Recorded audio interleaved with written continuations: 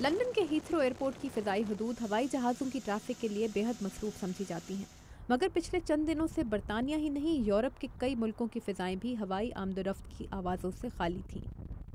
Kenya, جو Europe کو پھول برآمد کرنے والا سب سے بڑا ملک ہے، پروازوں کی بحالی کا انتظار کر رہا ہے۔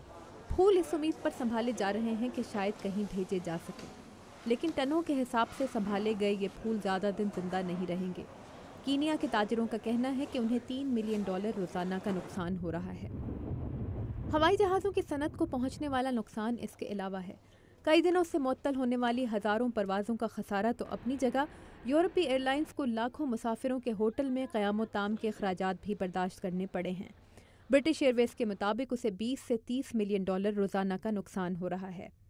نقصانات یہاں تک بھی آئے ہیں۔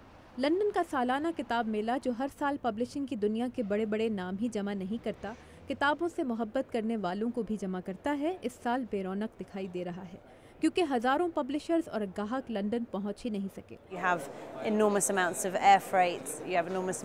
کا بہت سا سامان ہوائی جہاز سے نہیں آ رہا ہوتا، بلکہ بہت سے لوگ بھی آ رہے ہوتے ہیں، پھر انہیں گھروں کو پہنچانا ہوتا ہے، تو ہم اس وقت کئی قسم کے مسائل سے ایک ساتھ نمٹ رہے ہیں۔ جنوبی افریقہ اس بک فیئر میں حصہ لینے والا اہم ترین ملک ہے، جس کے لیے بک فیئر میں مخصوص کی گئی جگہ پر اس وقت خالی شیلف پڑے ہیں اور انتظار کرنے والوں کے چہروں پر مایوسی ہے۔ ٹھیک ہے، آپ کے پاس انٹرنیٹ اور ای میل ہے، مگر ایسے تجارتی میلوں کا مقصد عوامی رابطے بڑھانا ہوتا ہے، جس کا کوئی متبادل نہیں۔ لیکن ماہرین ابھی آتش فشانی سے آلودہ بادلوں میں کھو جانے والے معاشی مواقع کا اندازہ مکمل طور پر نہیں لگا سکے۔ آرمیکس اور اس جیسی دیگر فضائی مال بردار کمپنیاں اپنے روز کے مالیاتی خسارے کو روزانہ کے منافع کا 1/4 قرار دے رہی ہیں۔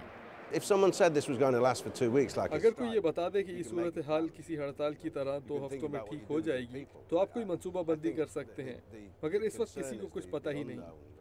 پیرس کے بازاروں میں ایسے پھل اور سبزیاں ختم ہو رہے ہیں جو بیرون ملک سے درآمد کیے جاتے ہیں۔ مال بردار کمپنیوں کا کہنا ہے کہ اگر یورپ کے تمام ملکوں کی فضائی حدود پرواز کے قابل بھی ہو گئیں تو بھی برآمدات کی منتقلی کی صورتحال بہتر ہونے میں کم از کم 4 ہفتے لگیں گے۔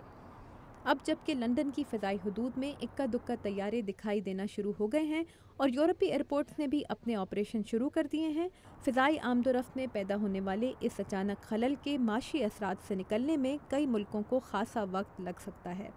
جینیفر گلاس کے ساتھ تابندہ نعیم، اردو VOA۔